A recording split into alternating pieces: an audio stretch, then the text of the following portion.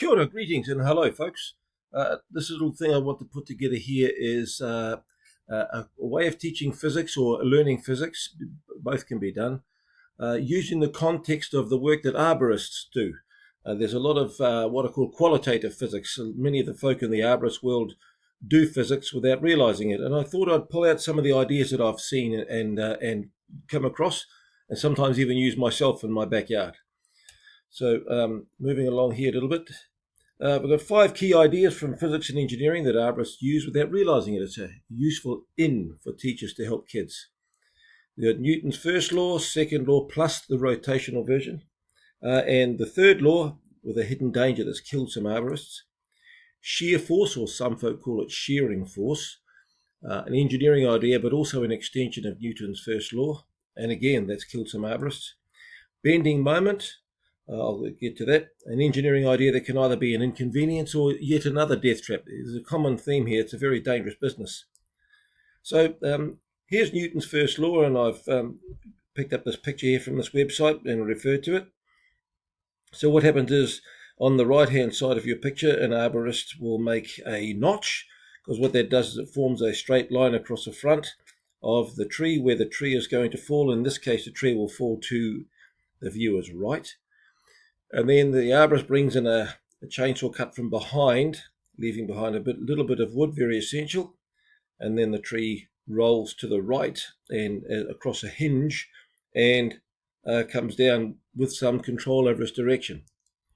So until an arborist is ready for the tree to go, he wants it to stand. They want it to stay in equilibrium. We need equilibrium. So all the forces add up to 0, and the moments, or torques, add up to 0, despite the tree being partly prepped already. This can necessitate a wedge, because otherwise the tree might roll back to the left. Whoops, to the left. I'm not mirror reversed here. So the wedge helps. If I move that little line up the top, we can put the wedge back in there. The forces down, there are the 2 contact points. The forces down from the tree sum to the forces up from the 2 points on the stump, the hinge point and the wedge. And then also we have the clockwise moments and the anti-clockwise moments add up to the same number, so we have equilibrium, both force equilibrium and moment equilibrium. The most useful datum, the most useful point for considering moments is the little hinge point here, the remaining what's called fibre. People call it fibre because they want it to act in a ductile fashion. Cool. Next thing, we move on to second law. First law, second law. We have death from above. When a tree starts to move, sometimes you'll jostle it, or it might jostle its neighbour, and some loose dead branches fall out when the tree begins to move. That's death from above, got to be considered. But that's basically Newton's second law. If the forces on that thing become unbalanced, it will accelerate, and you're in the wrong place. The rotational version is particularly interesting for those people who are doing senior high school physics. The angular acceleration is equal to the torque divided by the rotational inertia. And a tree has a large amount of rotational inertia, and later on there's a lot of torque if it starts to move. At the beginning, it doesn't have much torque because often the tree is beautifully balanced, straight up and straight down. Hence the wedge, or might be even slightly balanced the wrong way. So when the tree starts to move, the overturning moment exceeds the restoring moment, but we have an acceleration in a rotational sense caused by a torque acting on a large piece of equipment with a large tree with a big moment of inertia.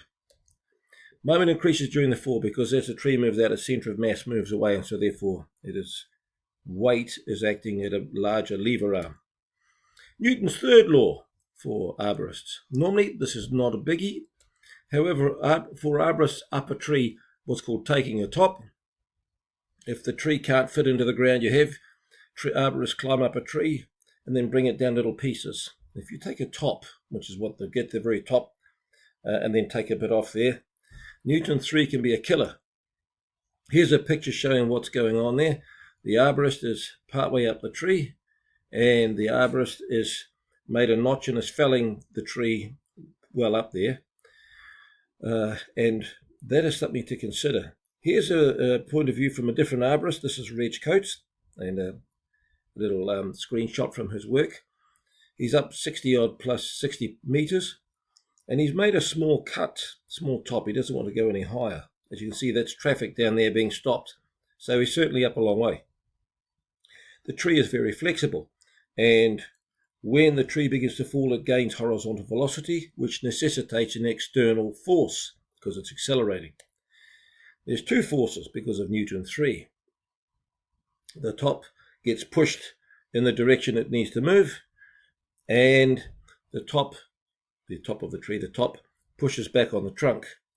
And where Reg is in this picture here, up 60 meters, he has fairly long period, fairly low frequency, large amplitude, simple harmonic motion. He was moving, my best guesstimate, 4 meters amplitude, 8 meters range. Astonishing.